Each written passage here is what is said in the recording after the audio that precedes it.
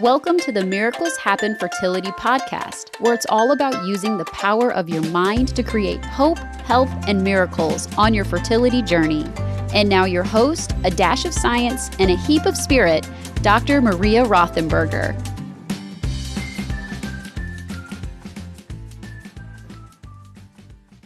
Hello there. Welcome to the Miracles Happen Fertility Podcast, episode 121. Today we are continuing the chakra series. Today is all about the heart chakra. This is about love and compassion and peace and forgiveness. Oh my gosh, so many things that the heart chakra is about. As per previous episodes about the chakras, I am looking at the book Anatomy of the Spirit by Carolyn Mace, and then also information from Dr. Deepak Chopra. So all really useful information, and seriously, it's barely scratching the surface about the energy centers. So I highly recommend doing your own research. Look up the Anatomy of the Spirit. It's very rich information. And I was actually just rereading the heart chakra chapter, and it is, there's so much to research and to know about this particular energy center. And I can't possibly cover it in one podcast episode, but I will cover the basics so that you at least have a basic knowing about the heart chakra and really all of the chakras that we're talking about that are part of the body. Now, there are other energy centers that are outside of the body that I am not completely educated on. In fact, the heart chakras I'm only surfacely educated on, in my opinion. I feel like there's so much more to learn. I just want to drink in all the information. So this information is only very basic information, and I suggest doing your own research, of course, as always on this podcast, always doing your own research. Okay, so before that, checking in, last episode called I Want to Hear Your Story, I reiterated my own little traumatic experience. I say little traumatic. It wasn't little, it was big traumatic experience, floating on the Deschutes River. We are home now from our camping trip. It was all of it ended up being good. It was a good time, and we came home smiling and happy and tired and all that stuff, and needing to clean out the RV, which was, dang, we are messy freaking people. So, and we got dogs too. So we bring the dogs with us camping. So incidentally, my husband wanted to take the dogs floating on the Deschutes River with us. Oh my God. If you listened to that last episode, could you imagine not only that horrible thing happening, but also having dogs with us? Oh my God. I cannot imagine. All right. So what else is happening on the Miracles Happen Fertility Center? I have postponed the Spirit Baby Foundations training for September. So that's just a month later. I found that I'm doing way too many things at once and really needing to spread it out and create some simplicity in my own life. And I definitely feel that, I've talked about this a lot. When you nurture and take care of yourself, then it helps the rest of the people that you encounter, right? So I live what I preach, right? I practice what I preach. I live what I talk about on this podcast. This is the true, authentic thing. I don't, give you a bunch of science and stuff and then, not do it myself. So I am meditating. I am doing the yoga. I am doing the self-compassion work. I do all of that, including setting boundaries and limits for my own self and realizing, I'm doing way too much. Now I need to rein it in and tell people this is why I am delaying the training, but it only helps me get more excited for it because I now know, okay, I can definitely dedicate some time and some enrichment in this whole training series. It's going to be a blast. If you have not heard of it yet, it is called Spirit Baby Foundations Training. You can find out more on my website, drmariarothenberger.com/spiritbabytraining. For now, it is an 8-week training series with a group of like-minded people. It is small, so it's not going to be this vast class. It is small and intimate. You will get to know each other. You will get to trust one another. You will learn of each other's stories. You will also get to practice connecting with Spirit Baby. And that means your own and others, other people. If you feel like you would like to help others connect with their Spirit Babies, as I learned how to do, then this training sets you up for expanding even more into that. So this is very basic. This is foundations training. That means we're going to be looking at basic tools that I use to connect with Spirit Baby realm. That means using your own personal clair. We call that clairvoyance, clairaudience, clairsentience. We're going to go over what all of those mean. We are going to absolutely practice those. If you don't know what your particular strength is yet, we will be able to discern that in the training. You'll be practicing with others. You'll be practicing with me. You will have one-on-one time with me. You will have an online group connection where you can connect all the time. You will be getting regular emails from me to facilitate practicing, because, life happens and we forget, and, we continue on with our life. And you will be learning various tools, like I said, connecting with your clairs. You'll be using crystals. You'll be using pendulums. You'll be using oracle cards. We're going to be talking about all of those things in order to connect with Spirit Baby realm. Now, we are focusing on Spirit Baby realm, but this is also mediumship, right? So you're connecting with other realms, other entities. Spirit Baby realm feels a little different. This is where it's so much fun, because you're going to know what it feels like to connect with the Spirit Baby realm specifically, as opposed to, say, traditional mediumship where you're connecting with people who have passed on. Although Spirit Babies, we also connect with Spirit Babies that have passed on, but there's a different feel to it, and it's ineffable, really. There aren't a whole lot of words that are useful to describe the different sensations that you get, but we're going to be diving into those deep things during this 8-week course, this 8-week training. So I already have a few people who are like chomping at the bit. So I will be sending out a lot more detailed information, including, of course, on pricing and things like that, over the next few weeks. So get on the list. You go again to drmariarothenberger.com/spiritbabytraining. And there is a link also on the show notes for this podcast episode. And you just sign up there, and I'll be sending out emails within the next few weeks, all about the details and what you can expect. And again, this is very small and intimate, so only the first few people are going to be allowed to start this training with this round. I'm looking to do more rounds. We'll see how this one goes. But again, setting my own limits and boundaries, it might not be more than twice a year. So I will, again, send out more information over the next few weeks. Go sign up, drmariarothenberger.com/spiritbabytraining. Oh, and for this round, folks are getting 20% off the price of the training. 20%. It's a huge chunk. So we'll send out more information on that. Other things. Oh, the Miracles Happen membership. So that is so much fun. Oh my God. Actually, one of the things that we'll be talking about today, I covered in a Q&A that I have monthly with members. So it's a live Q&A, but it's also recorded if you can't be there.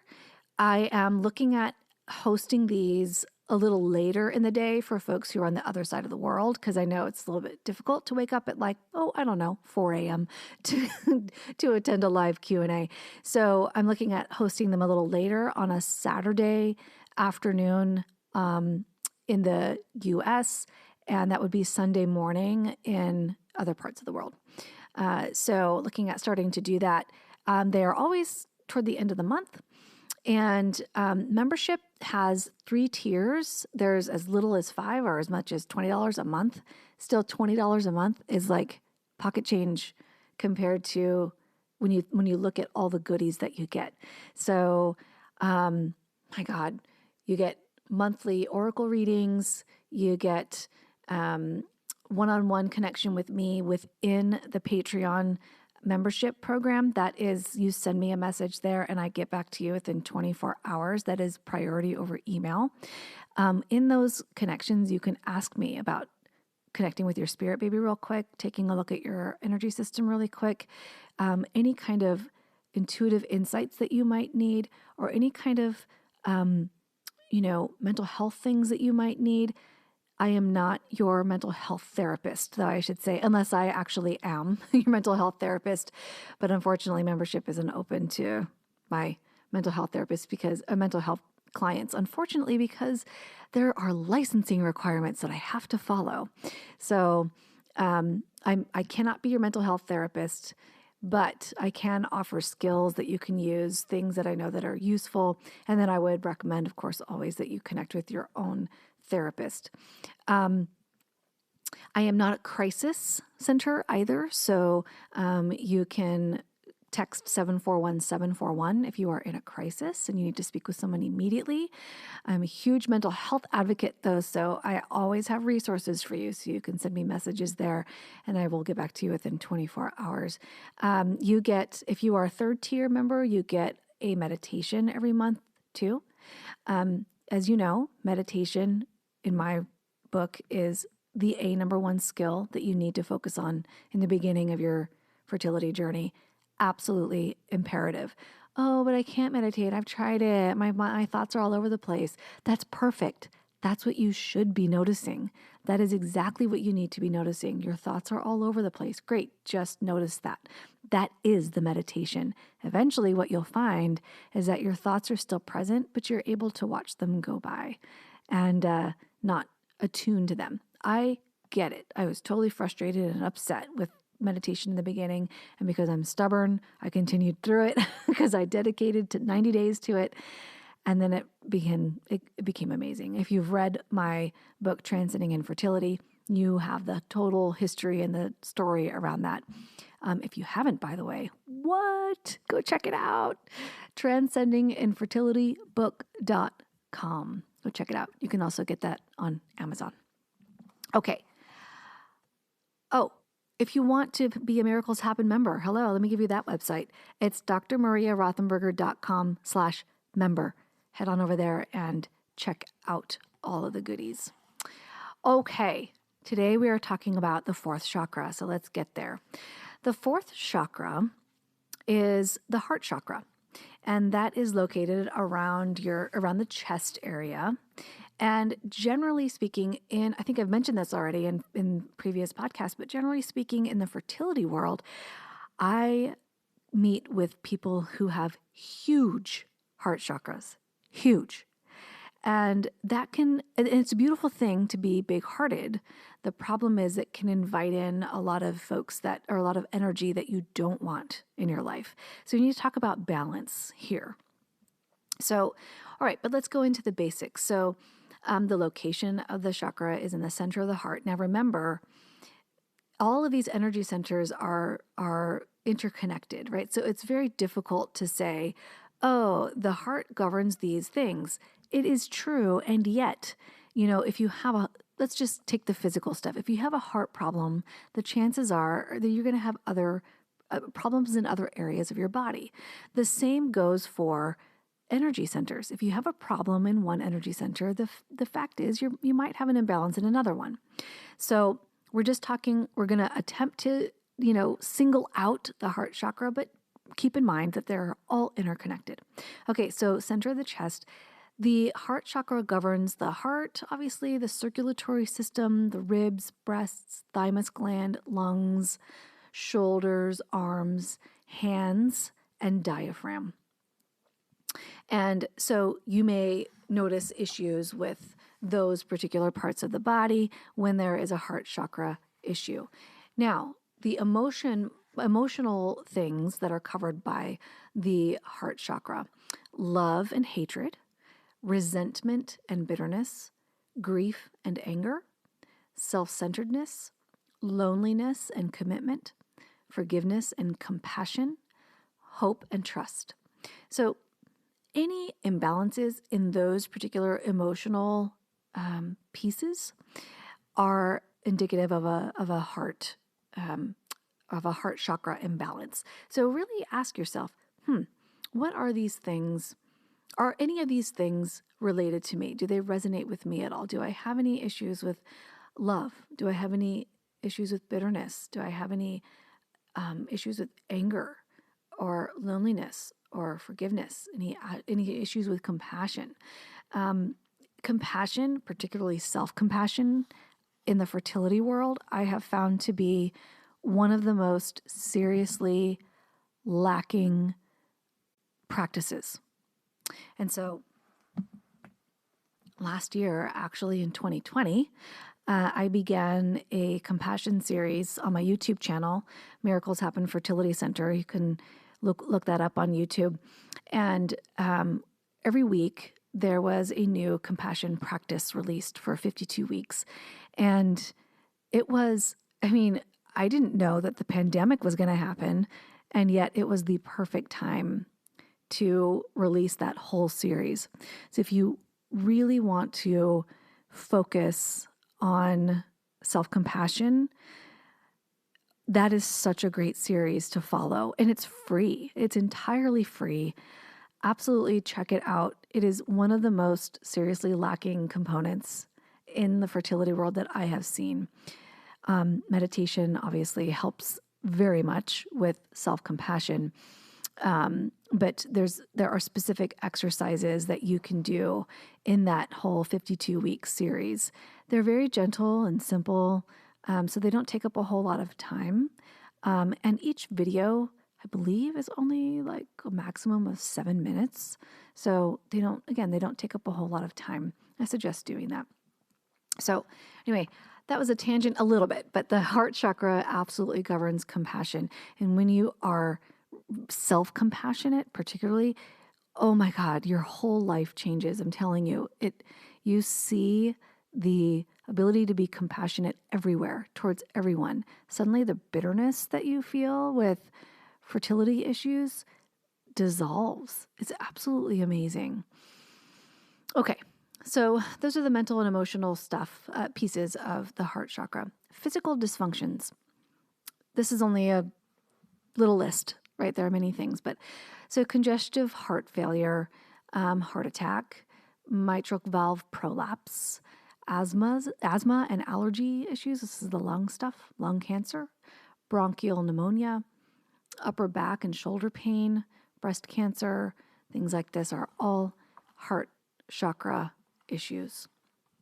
So, I think one of my favorite things about when I read about the heart chakra stuff is from the Deepak Chopra website, chopra.com. I love what he says here. He says, the Sanskrit word for the fourth chakra is anahata, which means, quote, unstruck or, quote, unhurt. The name implies that beneath the hurts and grievances of past experiences lies a pure and spiritual place where no hurt exists. Isn't that beautiful?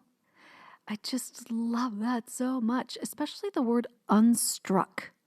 That strikes me so beautifully. I think that it is an amazing thing to consider that underneath all of the hurt is a place where there is no hurt.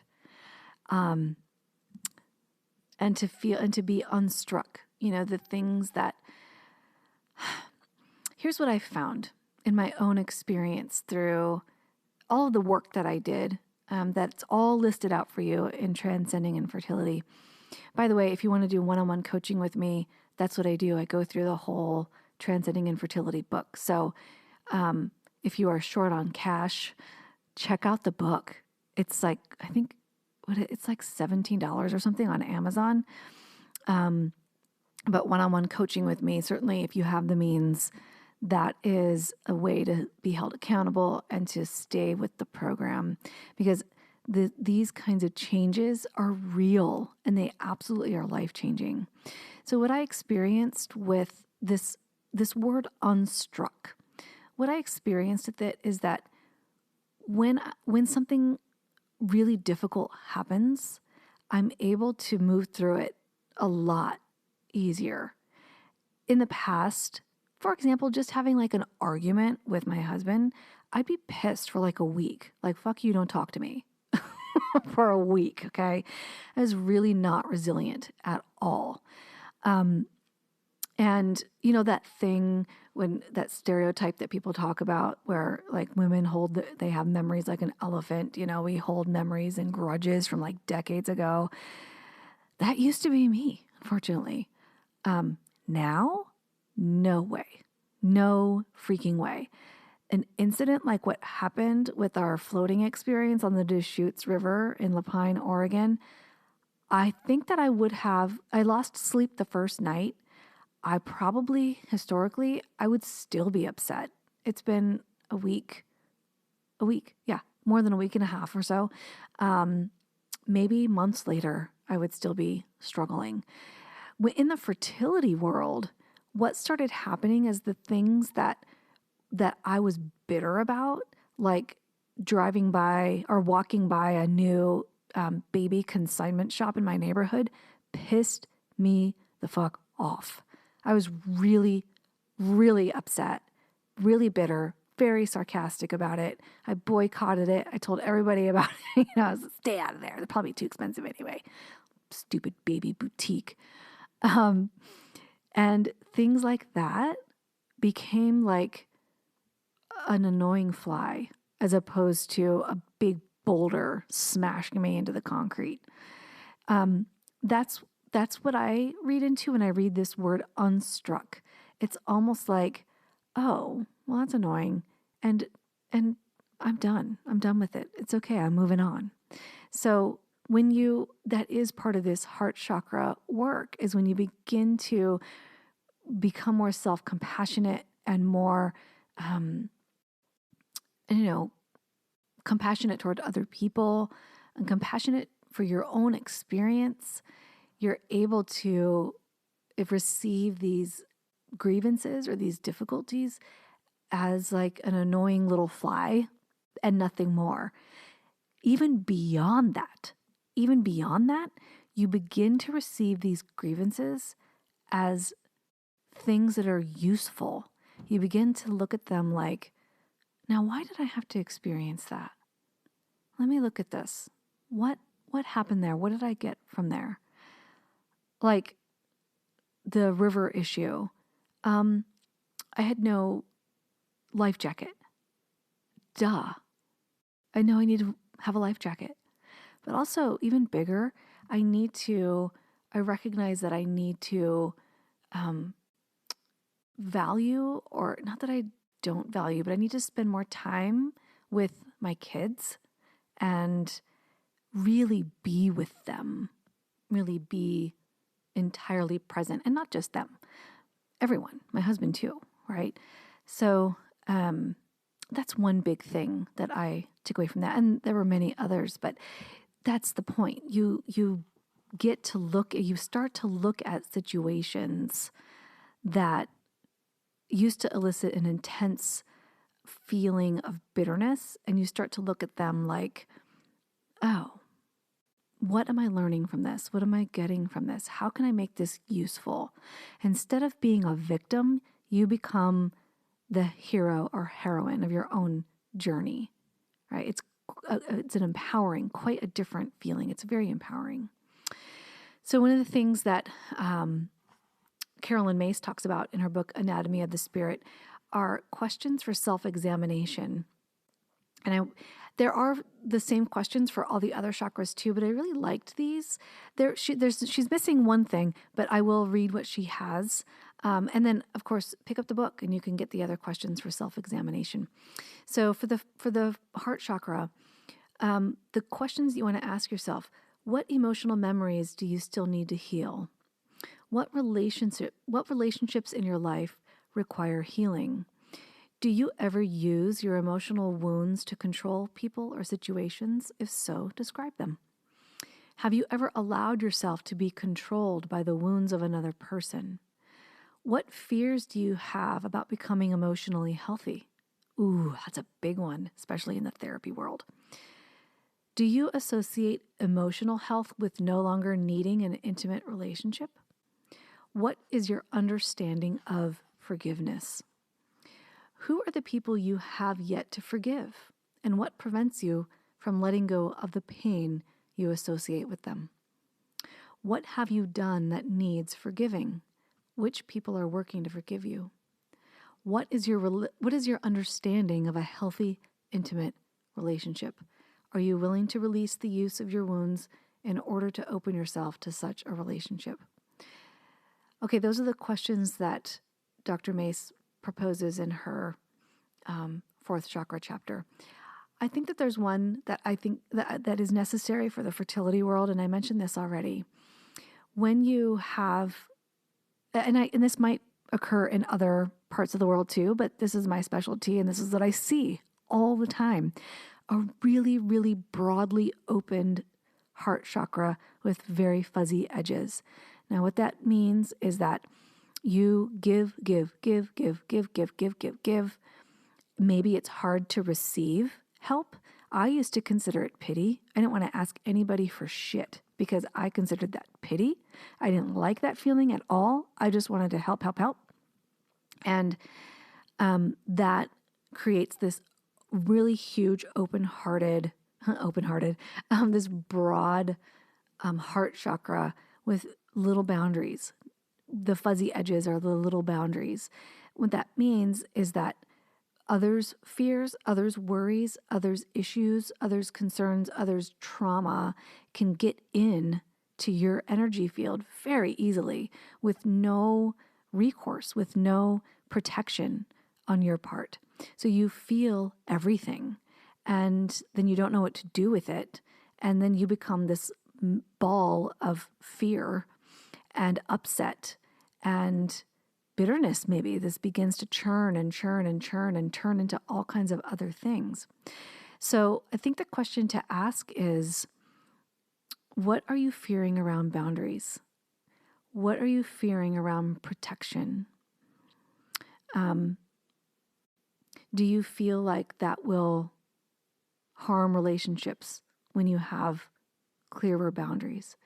There are lots of reasons why people, like myself, I hate pity.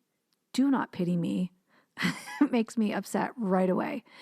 And so my fear was pity. I don't want to be pitied. I don't want to create an energy of reception, receiving help. I want to be able to help others. So I take on all their fears. I take on all their worries. And that's historical. I do not do that now, thankfully. Otherwise, I wouldn't have enough energy for this, creating content for you. But these are questions that you need to ask yourself, right? What is it that I fear around having healthy boundaries? And I suggest this as a journal exercise with like some nice candlelight, or if you don't like candlelight, then like low light, enough to write. But I suggest this being a very slow, calm journal exercise that you do for yourself. What is it that I fear around creating healthy boundaries? What is it that I fear around self-compassion or letting go?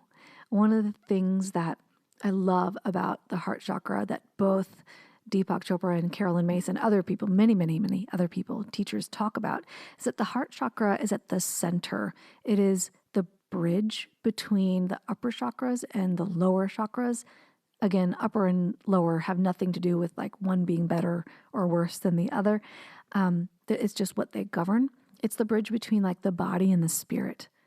And the question that I answered in the membership live Q&A last month was around the energy of the chakras and this kind of thing. And I referenced the torus that is created. It's hard to do this with just words.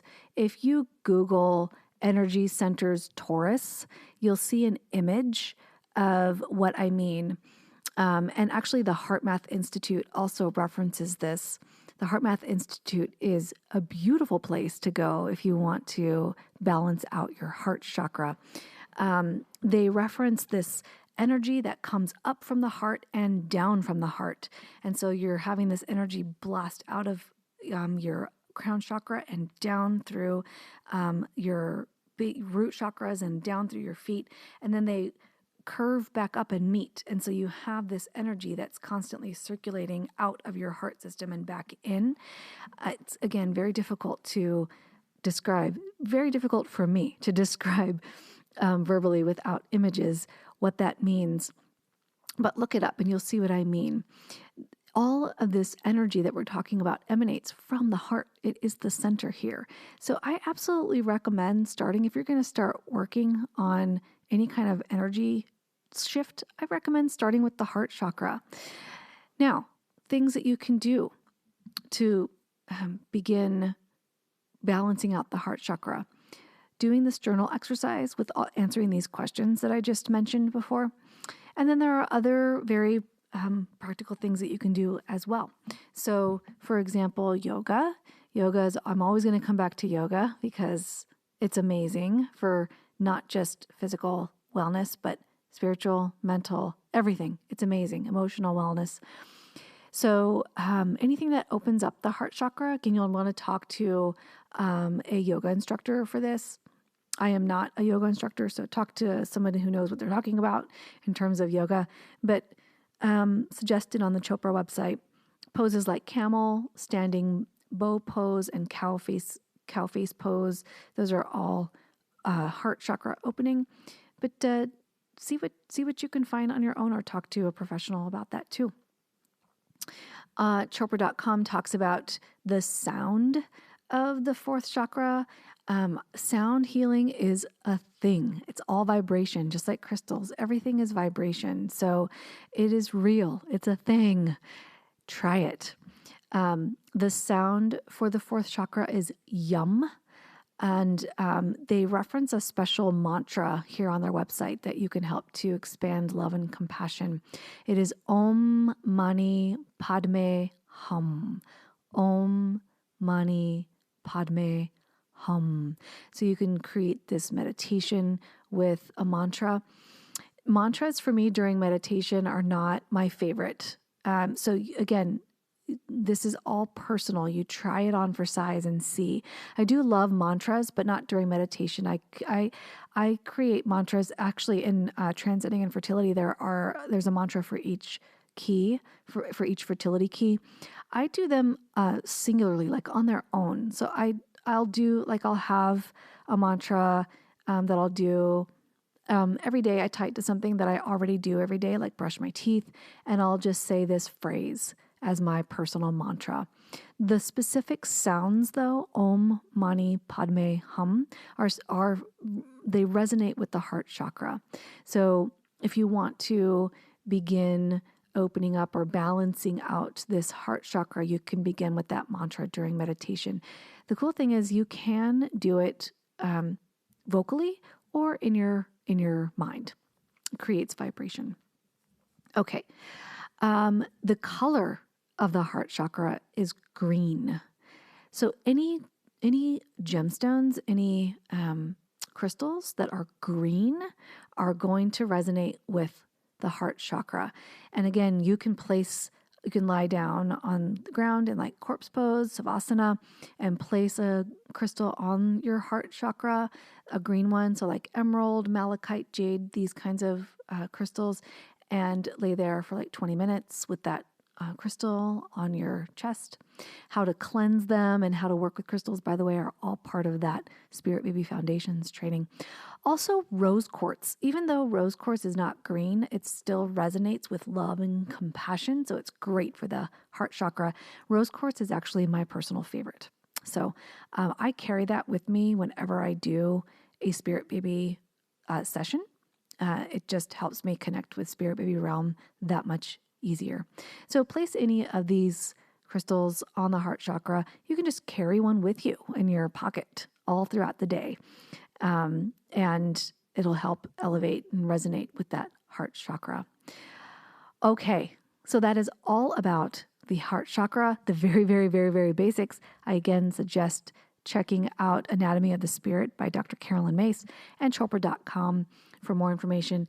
And plenty of other places too have lots of good information on the heart chakra. I suggest starting there when you begin creating some balance in your energy centers. All right. Until next time, my friend, may you be balanced in your heart. May you have ultimate self-compassion. And check out that self-compassion series on Miracles Happen Fertility Center on YouTube. If you need some guidance around that, it is free. And again, don't forget to check out drmariarothenberger.com for more information, drmariarothenberger.com/member if you want to look at the Miracles Happen membership, or /Spirit Baby Training if you want to get more information around the training, and sign up for the newsletter. I send that out once a month. That's it. I don't flood your inbox with a whole bunch of information. There is a monthly newsletter that has a lot of information in there. And if you have any other questions, shoot me an email, info@drmariarothenberger.com.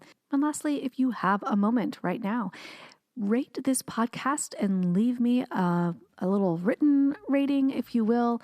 It helps drive more traffic to this podcast, and it helps others gain some useful information if you find this podcast useful.